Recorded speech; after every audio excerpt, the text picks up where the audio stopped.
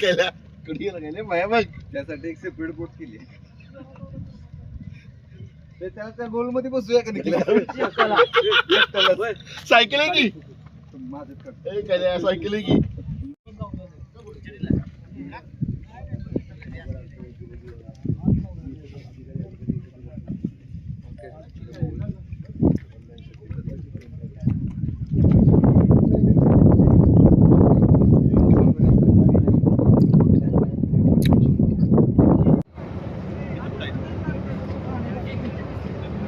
पाणी बॉटल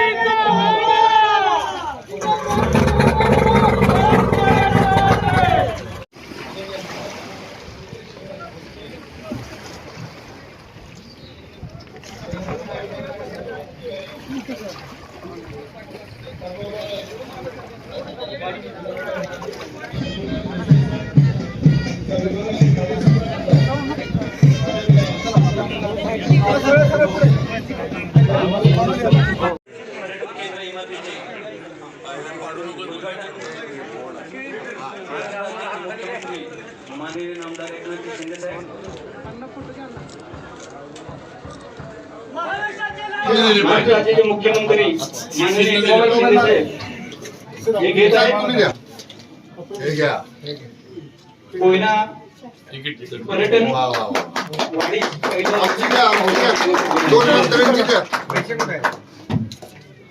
पैसे आमदारांना विसरू नका नाही आमदारांची दोन मंत्र्यांची दोन आमदारांची द्या. लोकसभेचे इलेक्शन आहे आमदारांना विसरू नका आता दोन मंत्र्यांची आमदारांची द्या. शिवेंद्र राजेंचं आणि मकरंद रावांचं नाव लागतं ना त्याच्यावर. स्पॉन्सर्ड बाय पालकमंत्री हो या कोयना पर्यटन साहेब उदयनराजे इथं नाहीत ना जागेवर. कार्यभाऊ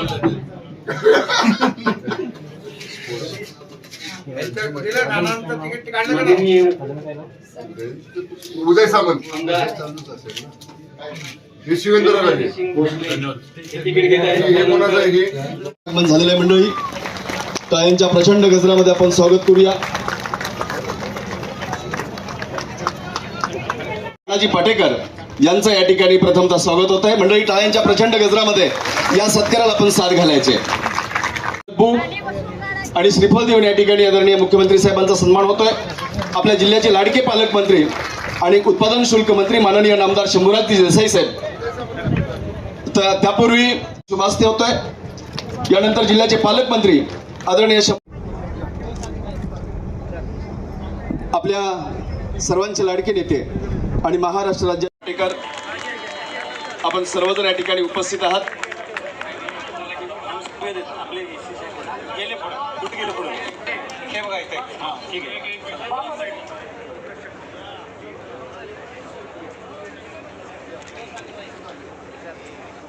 आपल्या सर्वांचे लाडके नेते आणि महाराष्ट्र राज्याचे पहिलं तर मान्य मुख्यमंत्री साहेब एकनाथजी शिंदे साहेब यांचं सगळ्यांनी हात वर करून टाळ्या वाजवून आभार मानावेत की हा एवढा मोठा आणि पिढ्यानपिढ्या आपल्या या विभागाला पर्यटनामुळं चालना देणारा प्रकल्प आज त्यांच्या शुभ हस्ते कार्यान्वित झाला.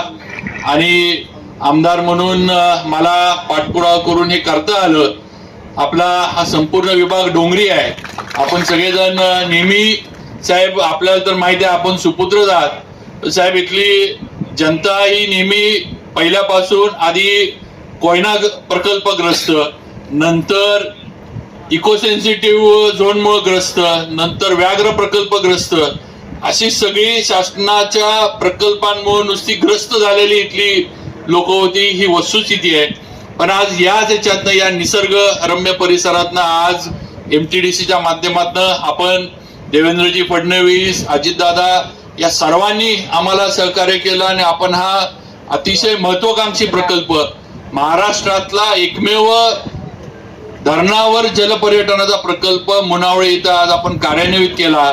आणि नक्कीच आमच्या इथल्या लोकांना एक आशा आपण पल्लवित करून दिली आहे की आमची मुंबईला असणारी मुलं आज व्यवसायासाठी आज ना उद्या इकडं आता परत येतील आणि आमची मुंबईला जाणारा जो लोंढा आहे तो थांबल.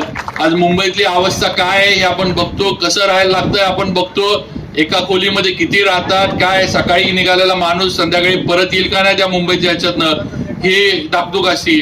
पण आज या सगळ्या गोष्टीला आज या पर्यटनाच्या माध्यमातून आपल्याला कुठेतरी एक शाश्वत उत्पन्न आपल्याला मिळणार आहे. साहेब आपण आलाय, आपण आमच्या जिल्ह्याचे आणि या विभागाचे सुपुत्र आहे. लोकांकडनं कायम आपल्याकडनं अपेक्षा राहणार, आपण त्या अपेक्षा पूर्णच करत आलाय. तर साहेब काही विषय सकाळी इथं आल्यानंतर स्थानिक लोकांनी आपल्या पुढे मांडण्याची मला विनंती केली. थोडक्यात मी ते विषय मांडतोय. फार काय महत्वाचे किंवा असे काही फार त्याच्यावर निर्णय करण्याचे नाहीत, फक्त आपल्याकडनं सूचना त्या बाबतीत लागणार आहे.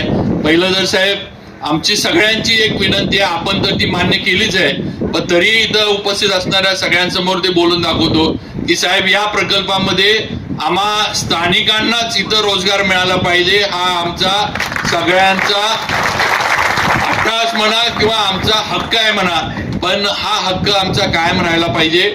आमची स्थानिक जी मुलं असतील त्यांना आपण ट्रेनिंग द्या, त्यांना बाहेरनं शिकवून आणा, आमचं काही म्हणणं नाही. पण या प्रकल्पामध्ये स्थानिकांनाच इथं काम करण्याची रोजगाराची संधी मिळावी ही एक पहिली सगळ्यांच्या वतीनं एक विनंती आहे. ज्या गावामध्ये साहेब हा प्रकल्प होतोय ते मुनावळे गाव आपण बघताय, अतिशय छोटं गाव. दरे काय मुनावळे काय साहेब गावांची परिस्थिती वेगळी नाही, सगळी गावांची परिस्थिती एकसारखीच आहे. लोकसंख्या बघितली तर कुठेतरी 5-25च्या यानं लोकसंख्येमध्ये फरक असू शकत. साहेब मुनावळेचे एक अनेक वर्षाचं मागं पण इथली सर्व लोक आपल्याला भेटली होती की आमचं गावठाण पूर्वी जे इरिगेशन अक्वायर केलं होतं ते देण्याचे आदेश केले होते, फक्त आमचे जे दिलेले आदेश आहे त्याचे आमचे 7-12चे जेवढे उतारे आहेत तेवढं साहेब राहिले.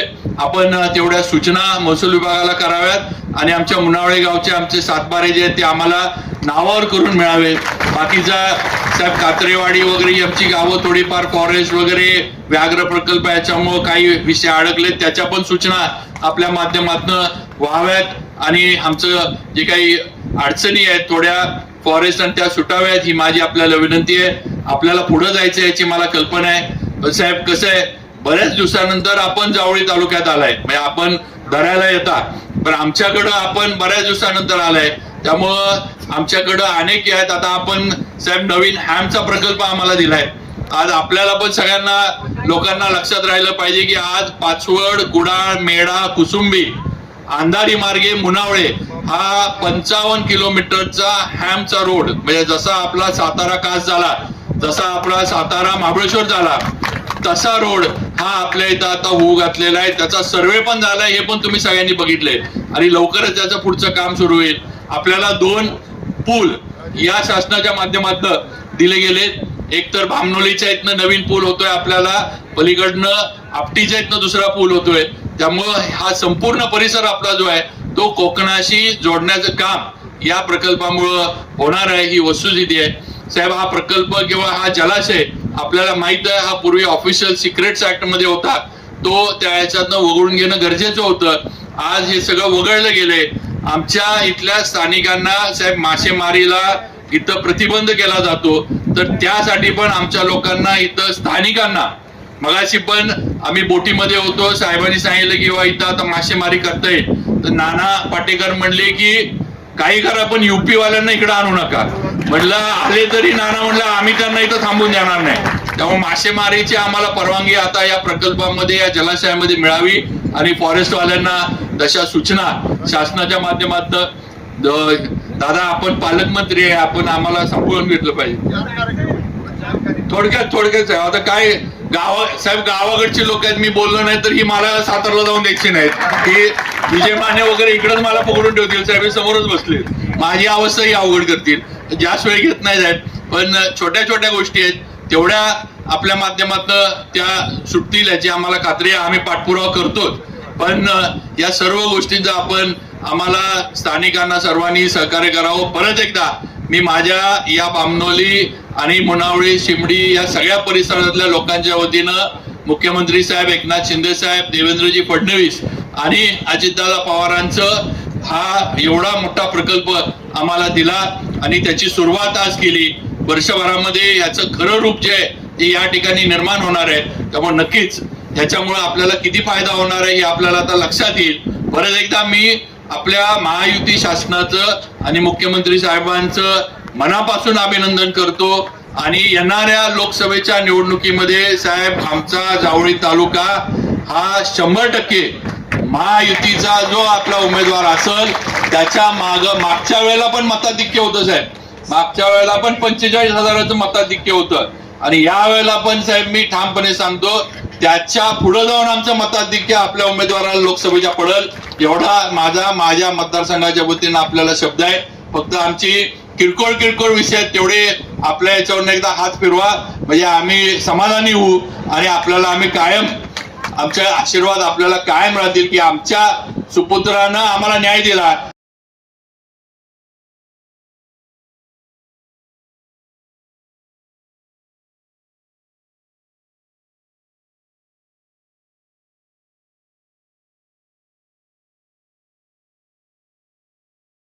भोसले, प्रदीपजी जांभळे, रोहित भोसले हे सर्व तापोळ्याची लोक आहेत. रवींद्र भोसले तापोळा, महेंद्र भोसले तापोळा, मुणावळे, हा हे सर्व महेंद्र भोसले मुणावळे, रोहित भोसले मुणावळे, अजय उतेकर तापोळा, अमित पडगे तापोळा, तेजस्वी भोसले तापोळा.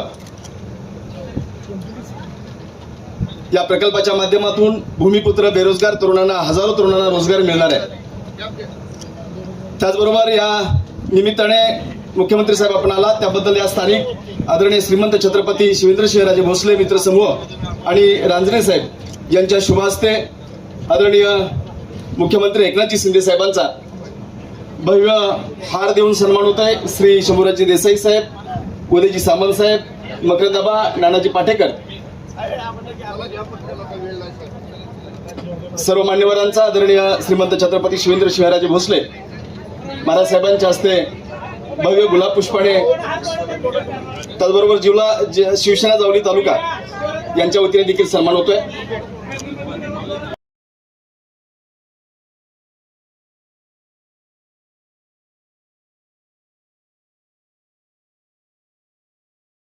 माध्यमातून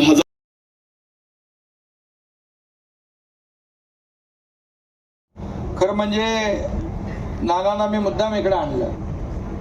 ते आले होते तिकडे आपल्या धरणातला धरण मुक्त, गाळ मुक्त धरण आणि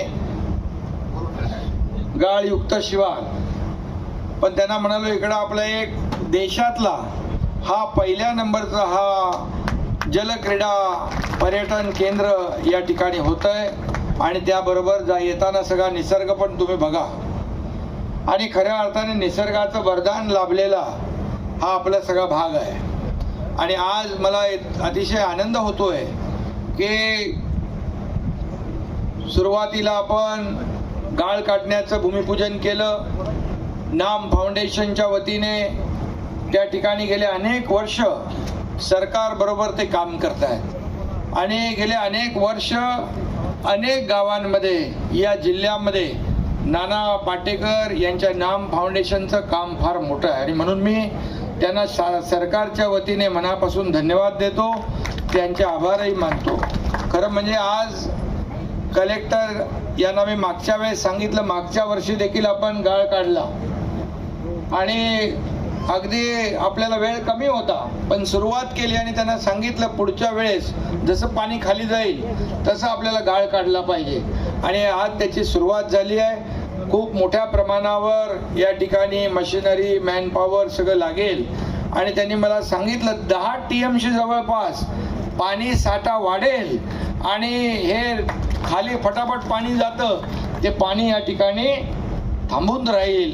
म्हणून या भागातल्या सर्व आपले किती गावं आहेत इथं 105 गावं जी आहेत या कांदात खोऱ्यामध्ये यांना सगळ्यांना याचा लाभ मिळेल आणि म्हणून तो एक कार्यक्रम घेतला. त्यानंतर दुसरं बांबू लागवड झाली. बांबूचं व्हॅल्यू ॲडिशन चेन कशी तयार करायची, बांबूपासून आपण काय काय प्रॉडक्ट बनवू शकतो त्याचं एक ट्रेनिंग सेंटर त्या ठिकाणी केलं आणि मोठ्या प्रमाणावर जिल्हाधिकारी आणि CO आणि फॉरेस्टच्या आपल्या काय ते मॅडम त्या DFO या सगळ्यांनी मिळून याच्यामध्ये काम केलं. जवळपास 6,500 हेक्टर नाना बांबू लागवडीचं शेतकऱ्यांचं कन्सेंट घेतलेलं आहे. ही फार मोठी अचिव्हमेंट आहे आणि सर्वच अधिकारी आमचे काम करतात. अगदी SP, collector, CO, forest department एक अतिशय आणि MTDC कॉर्डिनेशनने काम करतं आहे आणि म्हणून ते बांबूचं एक झालं. त्यानंतर रेशीम त्या ठिकाणी टसर केंद्र पण केलं, रेशीम केंद्र. मला वाटतं या जिल्ह्यातलं ते पहिलं गाव असेल रेशीम गाव. दरे गावामध्ये त्यांनी सुरुवात केली आहे आणि फार मोठ्या प्रमाणावर लोकांना त्याचा फायदा होईल. आता फक्त दरे गावात नाही, आपल्या 105 गावात ते सगळं चालू करायचं आहे आणि सगळ्यांना त्याचा फायदा होईल. आणि इकडे पण करायचं बाबा, इकडे तिकडेच नाही, आपले या संपूर्ण 2 मतदारसंघ इकडे आहेत, एक मकरंदाबाचं पलीकडे आणि शिवेंद्र बाबाचं इकडे. आणि म्हणून या संपूर्ण भागामध्ये त्या रेशीम उत्पादन केंद्राचा फायदा होईल. बघितलं, आम्हाला त्यांनी दाखवलं. आणि त्याचबरोबर हे अतिशय मोठं हे जलक्रीडा केंद्र या ठिकाणी होतं आहे आणि मला वाटतं सह्याद्रीच्या कुशीमध्ये खरं म्हणजे एकापेक्षा एक अशी निसर्ग स्थळं लपलेली आहे आणि पोटेन्शियल खूप आहे, सगळं आहे, परंतु कुणीतरी इच्छाशक्ती दाखवायला पाहिजे. आणि मला आनंद आहे, अभिमान पण आहे. मी या शेतकऱ्याचा एका कुटुंबातला मुलगा, आज या मातीमधला जन्मलेला मुलगा, मला या मातीतल्या लोकांची सेवा करण्याची संधी मला मिळते आहे, हे माझं भाग्य आहे. आणि म्हणून अनेक निर्णय घेतले आपण. 40 वर्षानंतर एक जो ऑफिशियल सिक्रेट ॲक्ट होता तो पूर्णपणे 90 किलोमीटर हे बॅकवॉटर आहे कोयनेचं धरणापासून, इथं काहीच करू शकत नव्हतो, परंतु याची सुरुवात प्रयत्न आधीपासून सुरू झाला. मुख्यमंत्री झाल्यानंतर पहिलं काम मी तो ऑफिशियल सिक्रेट ॲक्ट काढून टाकला आणि त्यामुळे आज खऱ्या अर्थाने हे पर्यटन केंद्र जे होतं आहे तो कायदा आपण ॲक्ट काढल्यामुळे आज मोठ्या प्रमाणावर मासेमारी लोक करतात, या ठिकाणी बोटिंग होती आहे. आज जागतिक दर्जाचे सगळं पर्यटन केंद्र इथं होईल. मला वाटतं 25 एकरामध्ये आपल्या देशामध्ये पहिलं हे केंद्र होतं जलक्रीडा केंद्र. आणि यामध्ये मी अगोदरच आमच्या MTDCच्या मॅडम आहेत त्यांना सांगितलं होतं की, आणि नाना येताना मला बोटीमध्ये म्हणाले एवढं सगळं आपण करतोय, परंतु इथे जे पाणी आपलं स्वच्छ, हे पाणी पिण्याचं पाणी पितो आपण, या पाण्यात कुठे प्रदूषण होता कामा नये अशा सूचना मी अगोदरच मॅडमला दिल्या होत्या. एक पोल्युशन होता कामा नये, पर्यावरण पूरक हा प्रकल्प असला पाहिजे आणि स्थानिक लोकांना इथं रोजगार मिळाला पाहिजे, अशा प्रकारच्या माझ्या सूचना होत्या. मला वाटतं आज स्थानिक लोकांना आमदार महोदय आज आपण त्यांना लेटर पण दिलेली आहेत आणि या भागामध्ये या पर्यटन केंद्राच्या माध्यमातून आज मोठ्या प्रमाणावर निसर्ग संपदा आहे. इकडे वासिवटा किल्ला आहे, तिकडे वरती उतेश्वर आहे, इकडे समोर इथून आपण साताऱ्याला जातो. त्याचबरोबर एक पुलाचं काम सुरू आहे. ते मनोहर जोशी सरांच्या काळात पुलाचं नाना घोषणा झाली, पण ते आता करण्याचं भाग्य मला मिळालं. आणि एक आपण आणखी एक पूल करतोय, 2 आपटी ते दापोळा, आणि एक आपण असं करतोय कोकणातून रघुवीर घाटातून येणारा जो रस्ता आहे, या कोकणातून येणारा रस्ता हा कोकण आणि पश्चिम महाराष्ट्र जोडला पाहिजे. जे 7-8 5-7 तासाचं अंतर जातं ते 2 तासावर आलं पाहिजे, 1.5 तासावर आलं पाहिजे. यासाठी आपण तोही हे करतोय. मोठ्या प्रमाणावर इकडे जी आपले तरुण आहेत आपल्या रोजीरोटीसाठी गावापासून लांब जातात, आपल्या आईवडिलांपासून दूर जातात, आपल्या परिवारापासून दूर जाऊन रोजगारासाठी प्रयत्न करतात. मी सांगितलं जिल्हाधिकाऱ्यांना, माझं एकच स्वप्न आहे की आता तर इथून पुढे कोणीही नोकरीसाठी या भागातून बाहेर जाता कामा नये. त्याला नोकरी इथंच मिळाली पाहिजे. मग होमस्टे असेल, टेंट असतील, काय जे काय असेल ते, आणि जे गेलेले आहेत ते परत आले पाहिजे इकडे. अशा प्रकारचा माझा जे काही उद्देश आहे तो उद्देश मला वाटतं या सर्व प्रयत्नांमुळे पूर्ण होईल. मोठ्या प्रमाणावर इथे खूप योजना आहेत. काय काय त्यांनी पॅरासेलिंग वगैरे सगळं दाखवलं आहे. फ्लाईंग बोट आहे, आणखी काय वरून सी प्लेनचा एकदा प्रयोग केला होता, तोही कलेक्टरना मी सांगितलं आहे. MTDC आपण बघा की हे इथं सगळं आहे, म्हणजे पोटेन्शियल आहे, परंतु ते वापरलं पाहिजे, त्याचा प्रयत्न झाला पाहिजे. आणि आपलं सरकार आहे सर्वसामान्य माणसाचं सरकार, सर्वसामान्याच्या विकासासाठी प्रयत्न करणारं सरकार, शेतकऱ्यांचं, कष्टकऱ्यांचं, कामगारांचं, माता भगिनींचं आणि युवकांचं सरकार आहे. आणि या राज्यामध्ये विकासाभिमुख काम करणारं हे सरकार आहे. आणि म्हणून नाना आपल्याला मी सांगू इच्छितो, आपल्या राज्यात एवढे प्रकल्प सुरू आहेत, पायाभूत प्रकल्प, की देशामध्ये आपल्या राज्याचा नंबर 1 आहे. परदेशी गुंतवणुकीमध्ये आपला नंबर 1 आहे. तुम्हाला गावकऱ्यांना देखील म्हणतात, जर उद्योग पळाले असते तर 5 लाख कोटीची गुंतवणूक इकडे आली नसती. उद्योजकांना या ठिकाणी चांगली सिक्युरिटी पाहिजे, त्यांना चांगल्या सोयीसुविधा पाहिजेत, इन्फ्रास्ट्रक्चर पाहिजे, कनेक्टिव्हिटी पाहिजे, स्किल मॅनपॉवर पाहिजे, सगळं आपण देतोय. आणि हा पर्यटन देखील, हा व्यवसाय जो आज उद्योग मंत्र्यांनी देखील आपलं ते कुठलं मुख्यमंत्री स्वयंरोजगार योजनेमध्ये देखील अनेक प्रकल्प घेण्याचं या ठिकाणी निर्णय घेतला आहे. मी त्यांनाही धन्यवाद देतो. या सर्व माध्यमातून आपल्या लोकांना रोजगार मिळेल आणि उद्योगपती येतील. उद्योगपती कसे येतील, त्यांना आपल्याला इथे पायाभूत सुविधा दिल्या पाहिजे, त्यांना चांगल्या सोयीसुविधा दिल्या पाहिजे. यापूर्वी स्थानिक बोटी ज्या आहेत त्यांना देखील अशा बोटी आपण चांगल्या करून देणार आणि त्याला अण्णासाहेब पाटील आर्थिक विकास महामंडळातून बिनव्याजी कर्ज या ठिकाणी देणार. आणि उद्योग मंत्र्यांनी देखील त्यांच्या योजनेमध्ये याचा देखील अंतर्भाव करून घ्यावा, जेणेकरून या ठिकाणी प्रदूषण मुक्त हे सगळे प्रकल्प होतील, पर्यावरण पूरक होतील. आणि त्यामुळे मी सगळ्यांना मनापासून खूप खूप